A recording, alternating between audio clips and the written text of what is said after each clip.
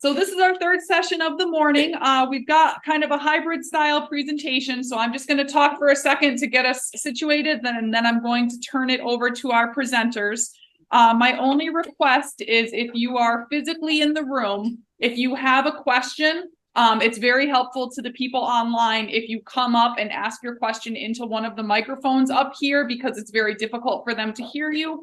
Or if our presenter in the room is okay with it, then he will just repeat the question back into the computer so that everybody online can follow along with us. And then everybody online, I'll be monitoring the chat as the presentation goes through. So please feel free to drop any questions that you might have in there. My name is Stephanie. Everybody good? Perfect.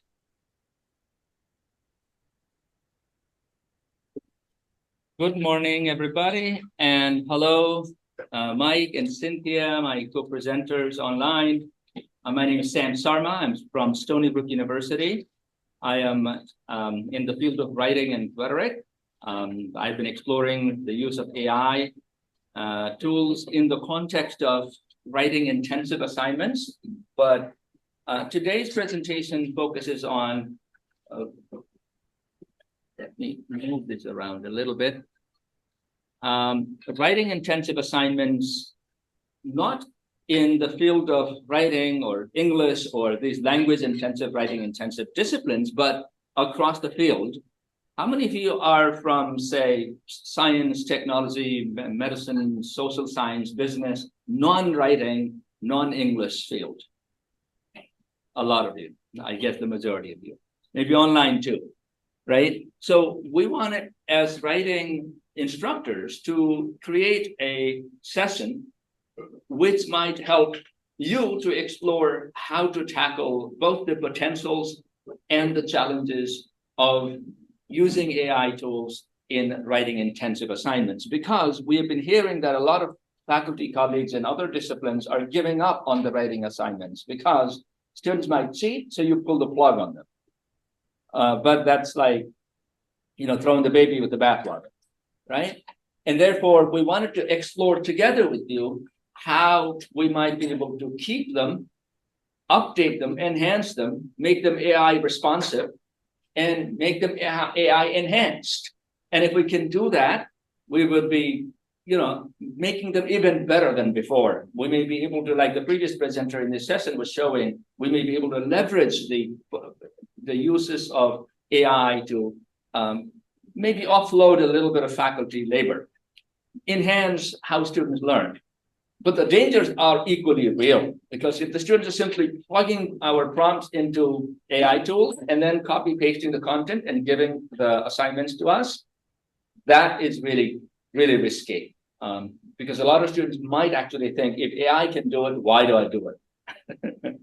The whole question of I'm here to learn is thrown out the window. So on that note, Dr. Mike Murphy from SUNY Oswego and Dr. Cynthia Davidson from my institution, Stony Brook, and I will take you on a little bit of an exploratory journey with active discussions along the way, helping you to identify opportunities and pitfalls of integrating AI in writing intensive assignments in your respective disciplines. I'm going to start with a little bit of framing here. I'm struggling to move this thing around all the time. Okay, maybe it'll work. So this is a little bit of a summary or overview of what is called the subfield of writing in the disciplines within this field of writing studies or rhetoric and composition. For nearly 30, 40 years, scholars have been investigating how faculty in other disciplines, in science and technology, in the STEM, medicine, social sciences, whatnot, are using writing as a means of learning. We call it writing to learn, or WTL, as opposed to learning to write, which is what we do in the field of writing English and so on, right? So we teach students how to write, which is learning to write. You guys don't teach students how to write. You rather use writing to facilitate the process of learning, which is why we say you use writing to learn. And in the study of writing to learn, in this subfield called writing in the disciplines, there are some basic findings that we know we need to use as the premise, as the foundation for AI use and effective use. The first one is, one of the things that we have heard for the last 30, 40, 50 years is that students in other disciplines where faculty do not have the time for teaching writing, for monitoring the process, for helping students to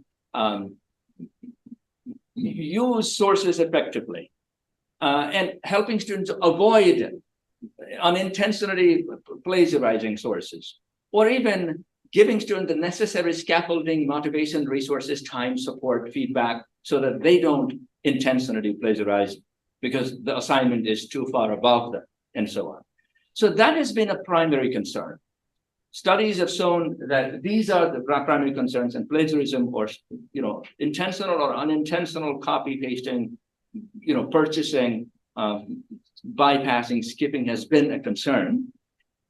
In the past, the middle yellow part, we used to tell students or help students or help our faculty in the other disciplines methods of enhancing originality rather than going after the students by using a policing mechanism. That was the best practice in the past. But that best practice may be once again problematized, once again undermined by AI, right? The traditional enhancing of originality might not work because what is original has become very much more murky for our students. And therefore, with the use of AI, we are trying to figure out how to use AI to enhance that student originality, student voice, and student disposition, student identity as writers. Second challenge that we have for the last 30, 40 years have been trying to help faculty in other disciplines with was, how do they handle feedback? Because ideally, if you can give some feedback, writing intensive assignments work. Without any feedback at all, writing intensive assignments cannot be effective. But how do you do that with 200 students? How to do that with 400 students, right? So that was a traditional challenge. We used to say things like, okay, here's a tool, provide a rubric so students can guide their own writing process, or help each other by using peer review, or I can use the peer review rubric to give you quick feedback. Now that has been aggravated. Giving feedback, you can't simply copy paste feedback from an AI tool and call it, teaching. There are many reasons I won't go into, and I think Mike might cover later on, but what we are doing now is to try to see how we can use prompting and interactive skills as a way of mitigating or reducing the labor from the faculty and offloading a little bit on students. That is risky. It is not straightforward. I don't want to get romantic about it, but it's something we can explore together. The third is to quickly move on, grammar worries. Traditionally, faculty used to say, I can't give students feedback on their grammar. They're making mistakes, and I cannot accept, do I dock their grades, or do I ignore grammar because I'm teaching physics? So that was a traditional question. You might think that has been easily solved by simply delegating the editing and proofreading to AI tools. Well, there are a few wrinkles you might not be very excited to hear about. Because it also tends to erase students' voice and style, and especially for African-American students speaking with their own register in many cases in humanities courses, social science courses, or non-native English speaking students, or students who want to write in their own creative voice and style, right? It tends to erase identity and voice and uniqueness and diversity. The other challenge traditionally faced by faculty was there's no time to teach. Even if I know how to teach, if I want to teach, I don't have the time to teach, right? And we used to tackle that challenge by trying to show how writing can actually be used to enhance the content learning, skill learning, and disciplinary identity development, so that writing was not this other burden, but rather a means by which your physics can advance. You can cover the course, you can enhance the learning, and you don't necessarily lose, but rather gain.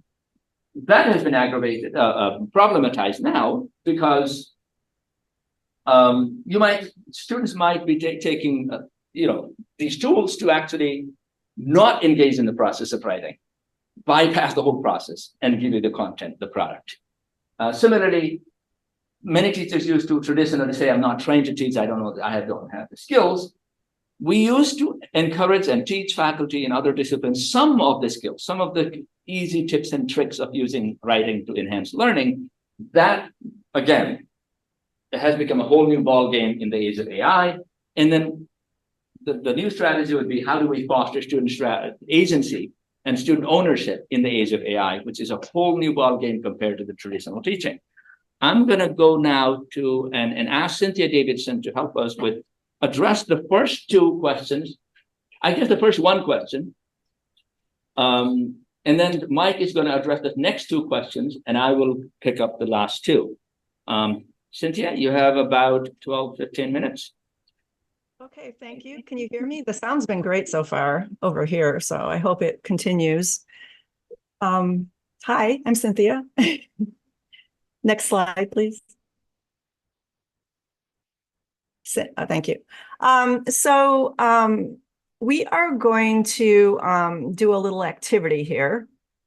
I want you to assume that you're encountering,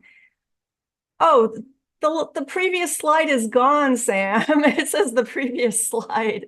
So in the previous slide, which is now missing, I had asked you all to think about a couple of things. And one of those is like, how do you determine or deal with plagiarism in your discipline? And I just want you to also think about, since AI has been prominent, have you changed your way of dealing with plagiarism at all? I just want you to think about those things while we're doing this next activity. So let's assume that you have been encountering some plagiarism concerns in your classes and in the student writing that you've assigned. And let's assume that the traditional methods of plagiarism detection either fail for you, or that you don't have access to tools like Turnitin or such that we have normally depended on. I know my school no longer is subscribing to Turnitin, so we don't have that tool anymore. So let's say you suspect AI, but you don't have any proof. So I want you to think about, what are some of the potential solutions to addressing problems with the student and the paper in this little scenario. And what I would like you to do is turn to someone next to you, like a partner or a small group, and discuss for about 5 minutes, perhaps, how you might guide the student without outright accusing them of AI plagiarism or overuse of AI that you suspect but you cannot prove. And then if you have time, discuss ways that you might change your assignments to avoid situations like this. And keep in mind, it's probably not possible to avoid situations like this solely through assignment design, although it can certainly help. There's been a lot of discussion about how teachers can change their assignments to tend to avoid AI use. And there are lots of wonderful examples that people have given. But right now, let's also keep in mind that design may not overcome this problem entirely. So I just want you to talk a little bit about these two things in small groups for about 5 minutes.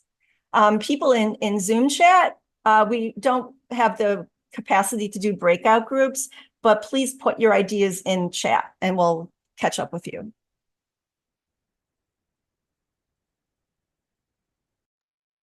Okay, we'll take maybe 1 more minute and then I'll continue.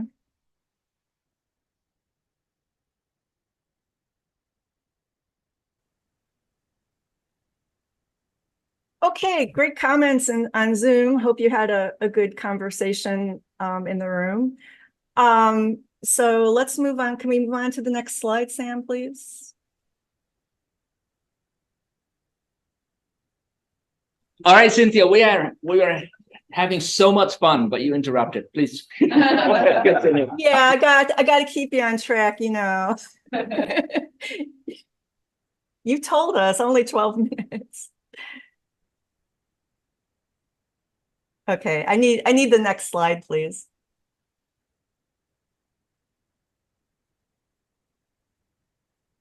Okay, so I'm sure some of these you have already discussed some of these I see in chat. So some indications of potential intentional plagiarism.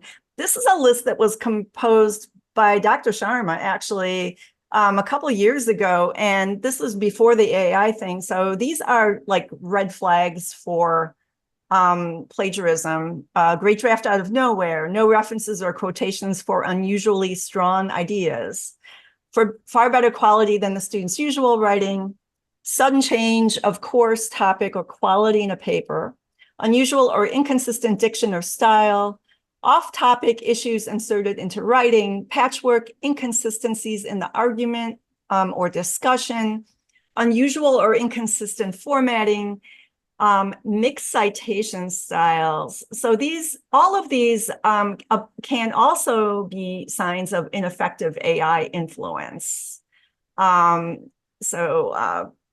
Especially a lot of us have been talking about mixed citation styles or fake citations. That's a really good red flag for this.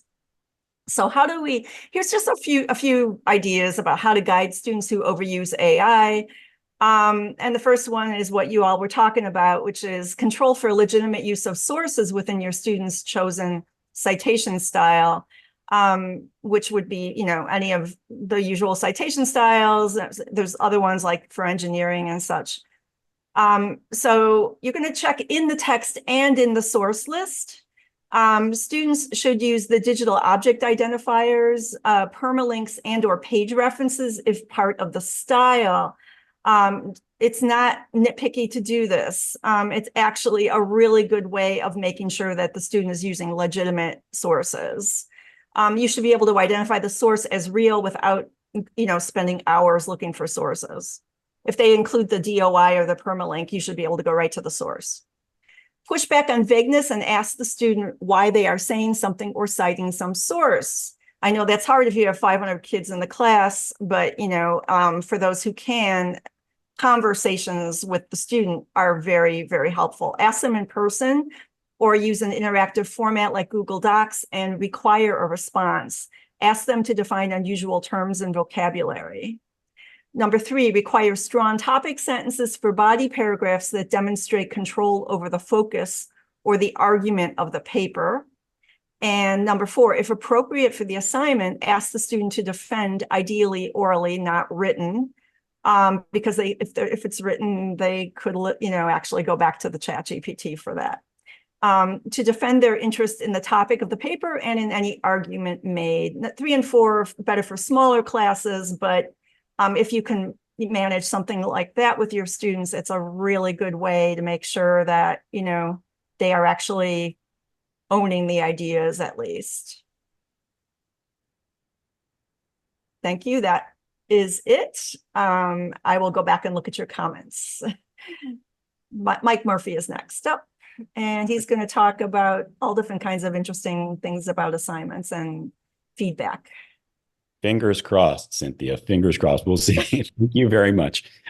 Yes, I'm going to talk mainly about the 2 issues that Sam suggested that I would at the beginning. Oh, and by the way, I am Michael Murphy from SUNY Oswego, where I should say I direct or coordinate the writing across the curriculum program. So, like Sam, I have some, and Sam and Cynthia too, have some real investment in writing to learn. I will talk about feedback and the ways in which AI might figure into it, instructor feedback. And we'll also talk about grammar. I want to take one step back quickly before I do. I know we're sort of pressed for time, but I want to say at least something about assignments, which of course is kind of where this all begins. I want to say particularly after having worked with students at length in my own first-year writing course last fall and colleagues working in theirs too, on AI to really get to think about their sort of attitudes about AI. One thing that I discovered relatively quickly was that I thought they had a pretty good sense of the limits of AI. Particularly, they understood that AI was good at busy work, but it wasn't very good at like creative thinking. It wasn't very good at what we asked students to do, like wrapping its, I guess, head around some idea and offering some kind of a response. It's good at lists, but not at sort of reasoned patterns of discourse. For that reason, right, I think that, and I think students really had some sense of this. My main recommendation would be when you write assignments, when you think about writing prompts, really try to engage students as thinkers. Try to engage them intellectually as minds.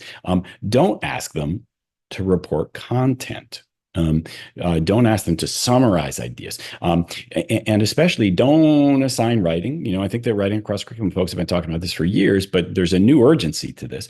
Don't assign writing as a sort of form of busy work. Lots of students, in my experience, resent and see as this kind of busy work.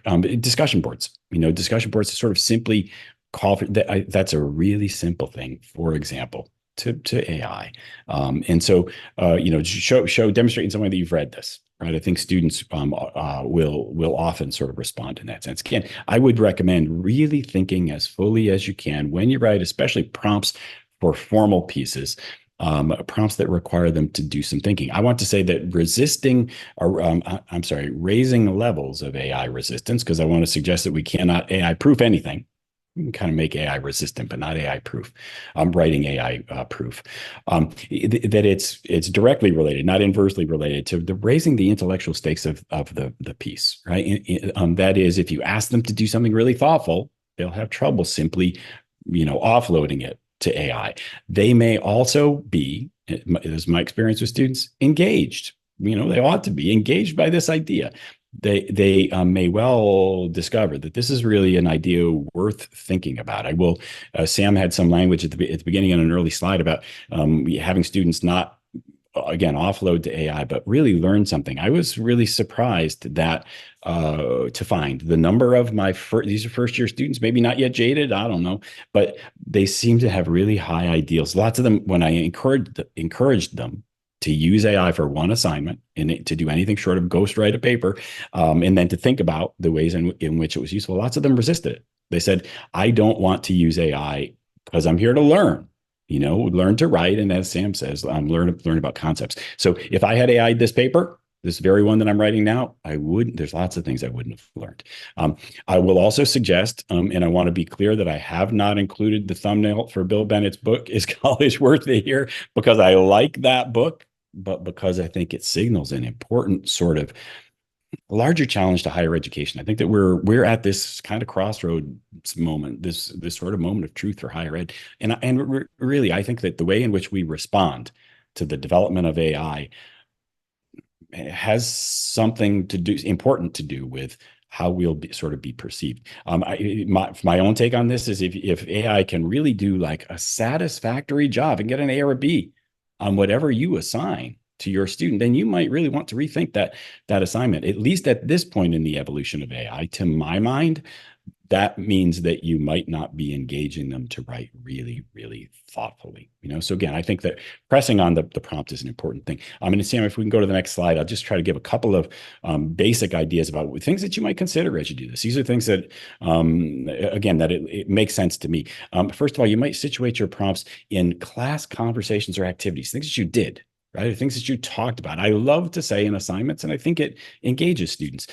Ariel suggested the other day, right, that Tim Snyder's ideas about believing in truth are different in really important ways from believing the truth, right? And then you maybe do something with that idea. You say, what if two people believe in the same thing, right? What constitutes an honest exchange or whatever, right? But to plant it in some observation a students made, I think is a really powerful way, both to get them thinking, but then also it's not what the AI has access to lots of things. It does not have access to what Ariel said in class the other day, So in that sense, right, this is something that, it helps raise the level of AI resistance.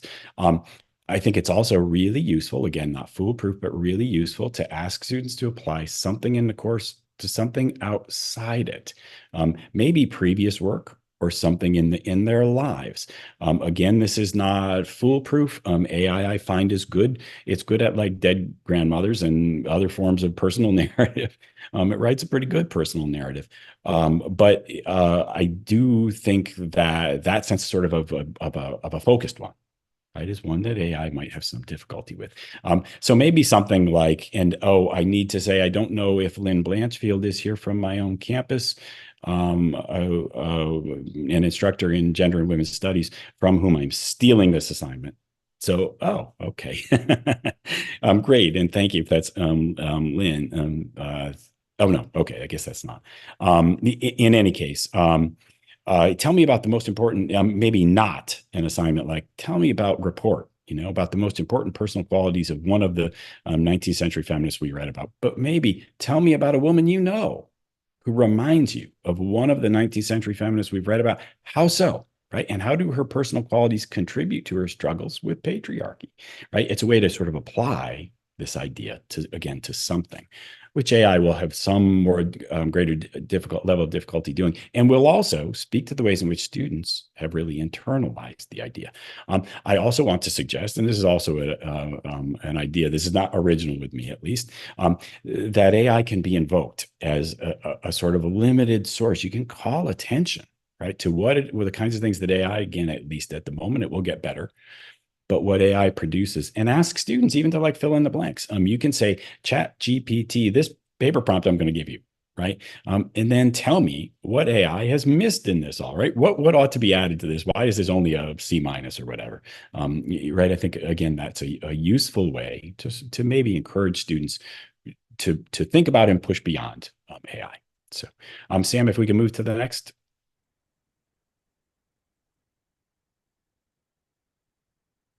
Oh, and I've lost some.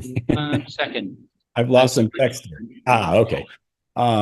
Okay. I don't. Okay. Oh, you unfolded it in a dramatic way for me. Thank you, Sam. I didn't do that. I can take credit for that. I didn't know. Animation. Anyway, I want to say here, to sort of move to this sense of, well, kind of what can AI do for writing across the curriculum, teachers, especially in relation to process. I understand, and this is a relatively recent news for me, and I've been hearing rumblings about this, but I understand that some number of instructors, I think in this CNN article that I've included here an image of, I think that they report something between 9 and 22% of instructors report using AI to help them process student writing. Where this heads eventually, and there are already some private concerns in trying to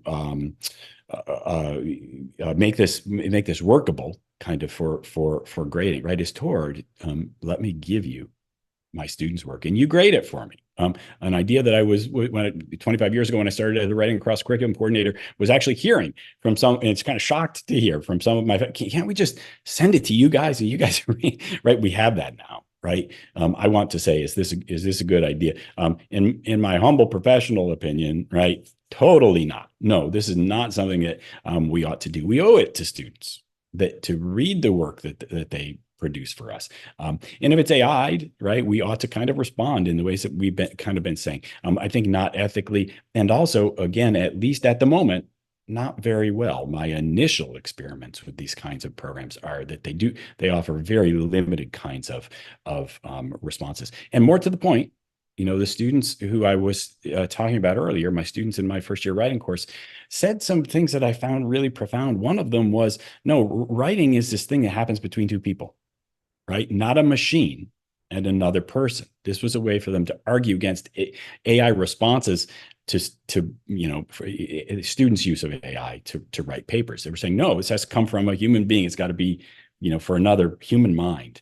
I think they would be horrified to think about the kind of closed feedback loop we'd be creating if we were processing AI student writing, right, with an AI. The sort of like, what would be the point? Clearly, again, at least to my mind, I think this is something that we all our campuses ought to consider making part of our academic integrity policies. Not just student integrity, it's faculty integrity too. That is, we should be reading the papers that students send us. So yes, letting AI create itself. Anyway, on the other hand, right, can AI be used to help students like develop and refine ideas, maybe even assess drafts and process? I think this is kind of what Sam was talking about at the beginning. I think at least maybe, right? The best students who I had in that English 102 course, that first year writing course, and then two, the best students who I have they had this spring in my advanced writing course, public writing course, English 302. And I told them about AI and had said, "Did you ever dabbled in this?" And most of them actually said no. But then later in the semester, when I checked again, they said, "Oh, actually, after we did that, we have." And they were good writers. They learned to use AI in ways that really made it an assistant, right? They learned especially to ask questions, I think like these, that would develop some kind of a writerly conversation. I got this assignment. I'd like to argue, not tell me what to say, right? But I think I want to argue why. Do you think that's a good idea? What do you give me some response about that? What am I missing in my discussion of this topic and the way that I'm beginning to sort of, or in the discussion of this topic and the way that I'm beginning to frame the issue? What kinds of voices are there I have not heard? Can you help me deepen this idea? Counter arguments. Who will likely disagree with me and what will they say? I think there are certain kinds of limitations to what AI offers, but I think that it begins to do this. I think that I will simply call your attention to this link. Sam, we probably don't have time. Yeah, that's right. I need to preserve some time for you. I will only suggest that I had an interactive session with AI, in which I intended to model this kind of an exchange, and I think it does. Oh, thank you, Sam. You'll see quickly that I said I'd like to argue that disinformation and the intentional blurring of I've been assigned a paper in my poli-sci course about increasing authoritarianism around the world. I'd like to argue disinformation and the intentional blurring of facts is the single most important factor in the rise of tyrants around the world. And so, what I get at the beginning, sort of predictably, is relatively simple, right? They say, here's a thesis statement, right? Here's some context, and then it gives you a bunch of different kinds of content that you might include, right? If you probe, and Sam, if you can scroll up just a bit, I will. Okay, keep going down past the numbers to my next query. I will only say that I did essentially what here, thank you so much. But that sounds like a pretty general discussion. How can I add to what's been said? I think I should try to think more deeply about the reasons why disinformation is such a powerful mode of control. And ChatGPT response. And it does by offering certain kinds of sociological and psychological concepts even, right? It says, here's some things that you might think about. That is, I think if students can begin to have this kind of conversation, it's a tall order, but I think that can be a really helpful sort of piece of AI. And Sam, if we can go back to the slides. And the next one. Thank you. I'm sorry. Oh no, that's the same. This is the same slide. This is the one about the best students. The one I was looking for is about the worst students, the ones that, I find that students who really struggle with AI. And especially with using AI in this way, kind of as an assistant. In fact, almost all my students resisted it, at least at first. But those students, I thought, resisted it wisely. Like if they felt like this was something that was sort of out of their control, that kind of for one thing, that long exchange of sort of generating ideas and reading responses was something that I think was sort of they had trouble with. They didn't read well. Right. And so they had trouble processing that language, assimilating it to their own. So I think that was a real issue. You can tell, right, a writer here who struggles, you can tell the clear kind of patchwork. That is the sentences that are AI generated, right, which were just dumped in, and the sentences that were his own. In this paper, I'll be discussing the subject of whether or not there are legitimate ways to use generative AI facilities like ChatGPT in academic writing. And if so, just what those legitimate ways are. Great. For example, some of the topics I'll be discussing is the use of research that can be used with auto-generated sites, right? Right away, you sort of feel the fall off in language. For struggling writers, is really, really hard to integrate voice, certainly, if it's going to be any integration of language. It's also hard to use it to sort of generate and prod the development of ideas. So Next slide, Sam.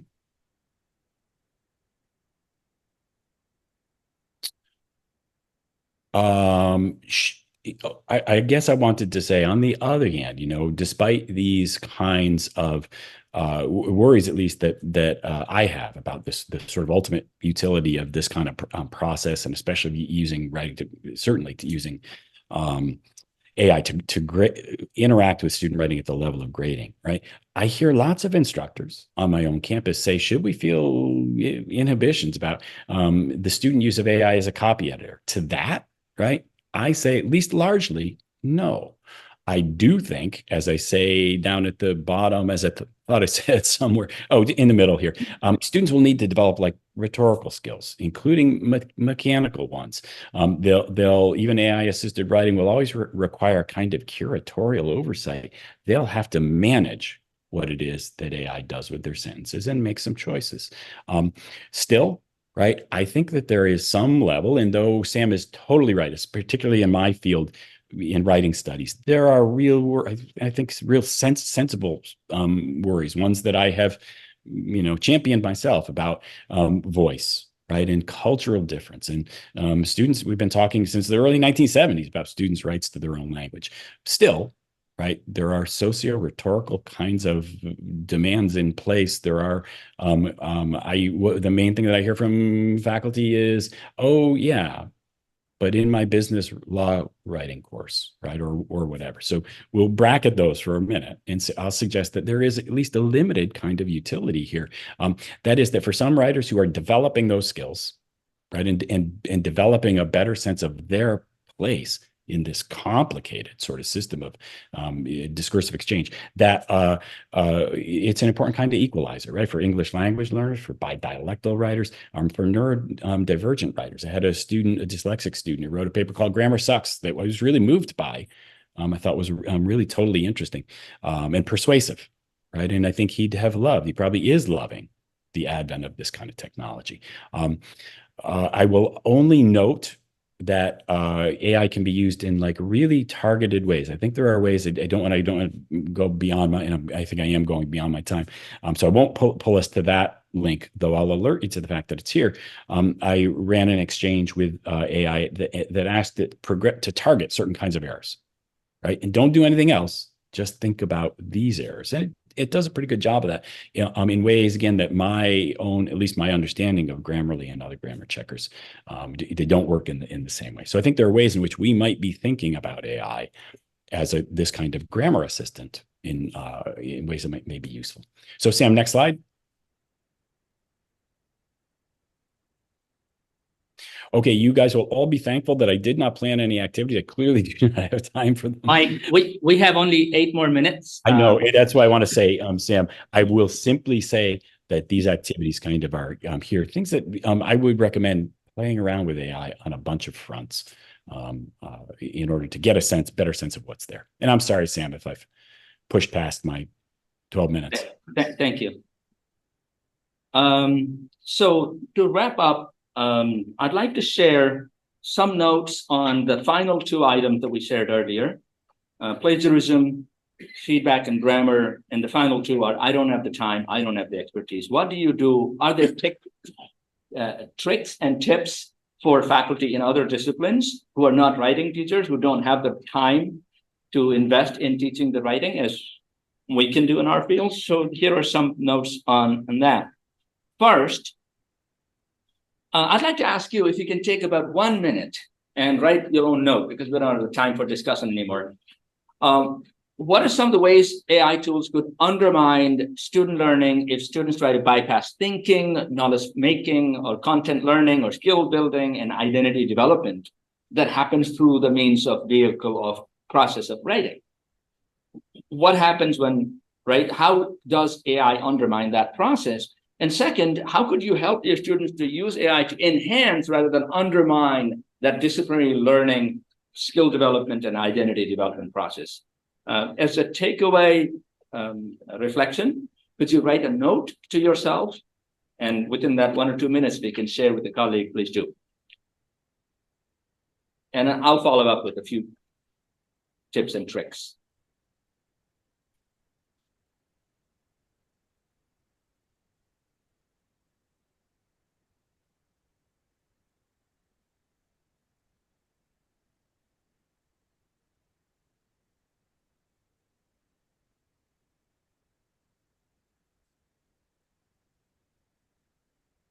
Okay, I got the 5 minutes left.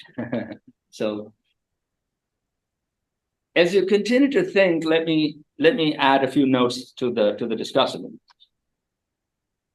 First, if you think about writing as a means that fosters student learning, that allows students to develop skills in a way that they can present themselves as engineers who design and present and communicate, as economists who research and write up and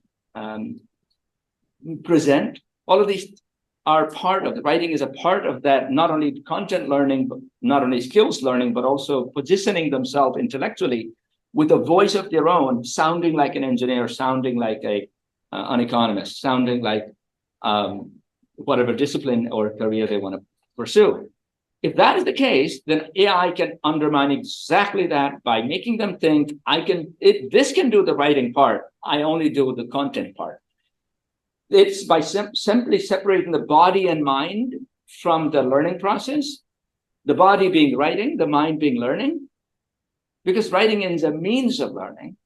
By decoupling them, students could actually destroy the process itself, right? Compare this with other activities. For example, if I'm creating preparing a dinner and I ask ChatGPT to help me with how to make a certain type of lasagna, I don't need to tell my guests in the evening when they arrive for dinner that I asked ChatGPT to help me do this lasagna. As long as the lasagna is fine, I'm okay. But in the case of learning, in the case of education, the lasagna is the learning. Right? Take another example. If I write a job application letter after my PhD, and it is so impressive, somebody gives me a job. But what if I didn't write the job letter at all? And the job requires me to write every day on the job. If I didn't tell my prospective employer that I asked my cousin, or as my students call him, drunk uncle, ChatGPT, then if drunk uncle wrote my letter and my job requires me to write all the time, I have cheated, right? So there, the job is the complaint. If I use ChatGPT to design a bridge and I'm an engineer and the bridge collapses and kills 100 people, can I say it was ChatGPT? There, the lasagna becomes the ethics, right? So in one place is the learning, in the other place it was the skill, in the other place it was the responsibility. So when we're using AI tools in the context of learning, if students are bypassing the learning itself, doesn't matter. You can't say it was just the writing. There's no just the writing. The writing was the embodiment of the learning. The writing was the process of the learning. The writing was the challenge vehicle, whatever you call it. The lasagna, the bridge, the letter. AI can be more risky for writing to learn than it is for learning to write, simply because, as we said earlier, faculty may not have the time or expertise or patience. And in some cases, faculty themselves are saying, oh, the writing part, AI does it now. Try that.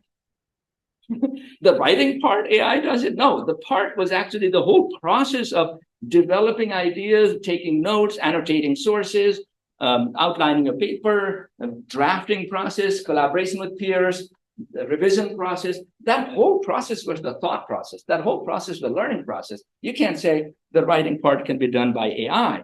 One more minute. However, the good news is that there is a lot of room in the writing to learn, writing in the disciplines domain for creative adaptations of AI use in order to enhance writing. A few strategies then.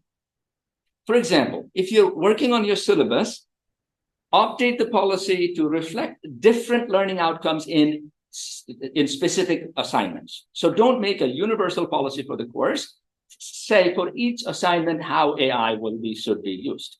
Second, in the process of updating the schedule, add a little bit of scaffolding along the way. If there is a significant, substantial amount of writing, then spend 5 minutes here, 10 minutes there, 5 minutes here. So the students hear from you that it is okay to use AI like this. Here's a rubric, here's a sample, here's a prompt, here's an activity. along the way, if you guide and scaffold, students will learn from you what is right and what is not, what is productive and what is, undermining learning.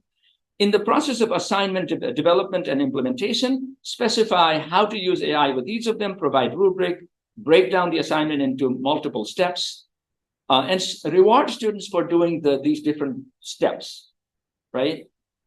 For example, if they need to do annotation separately from outlining separately from drafting separately, if it is worth it, then it is worth spending the time. And assessment also, use peer assessment that exposes AI use to each other. Cynthia was telling me the other day a story of how one student caught another student and was so much fun in class. Self-assessment helps students to think about their own learning. Let them give themselves credit. Use labor-based assessment. Reward for process and documentation. Conversations with students. The many things that Cynthia mentioned earlier. Reflections, group presentations, office hours. All of these things are going to reinforce students' agency and ownership of learning. And the moment students can judge AI content, the moment they can judge it in relation to the learning objective, the moment they become self-aware of why they came to college, it gets easier and easier to stop them from short-circuiting their learning process, to help them to recognize the pitfalls, harness the potentials. And I'm out of time. But luckily, I have a resource for you.